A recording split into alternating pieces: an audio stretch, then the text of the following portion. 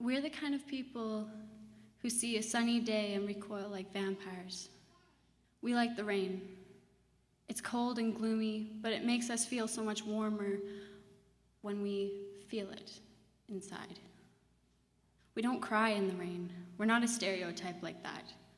We don't cry in the rain, and some of us don't cry at all because sometimes the people who are considered depressed can't express their pain through tears. It runs deeper. It's an aching, a dull pain. It feels like a deep bruise that doesn't go away, not a stabbing. Stab wounds can be stitched up, but what can a doctor do for a bruise? We're also the kind of people who have 1,088 songs on our iPod, but only listen to 3 on repeat. Music makes us feel connected, even though we say that no one's going through the same things we are. They are.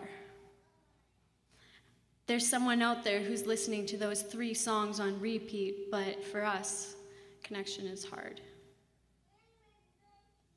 We're the kind of people who strive for perfection, whether it be physical or materialistic.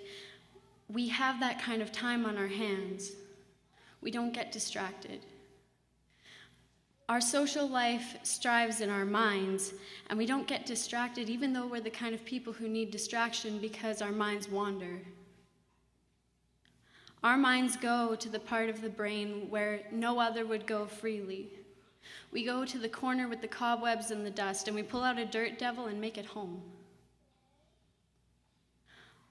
We're the kind of people who create a world for ourselves because fantasy is always brighter than reality, and sometimes our darkest dreams are still a candle in a dim corner to us because that's who we are. We're the kind of people who sit in corners when most are sleeping because our minds run wild at night. The night brings on deep thinking. We're the kind of people that psychologists push pills upon because problems run deep, and maybe I am crazy, but maybe I like it that way. But not actually. We talk to the voice in our head because to us it answers. And prescription brings on loneliness to those who are never alone when they're in their element.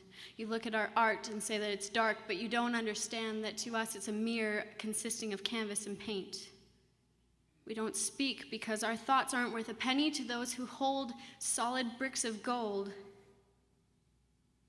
But if you tried on our glasses, you would see that our words are so much louder when they're spoken in a whisper, because you can't put a price on raw honesty.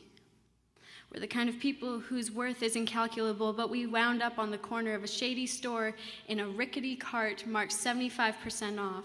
We're the kind of people who are overlooked. We become neglected, ill-treated, abused, pushed over, tossed to the curb waiting for pickup day, and alone. We're the kind of people who shouldn't be left alone. Our imaginations are so grand that we wind up with emergency exits in our hands, whether it's cold steel against temple or sharp steel under skin. We find pill bottles in unlocked cabinets left accessible by those who watch us fall, but don't watch close enough to see us accept it and stay down. The people who shouldn't leave us alone. And I'm not saying that's their responsibility, but I'm just saying that sometimes they shouldn't give up on something that's wound up in the lost and found bin.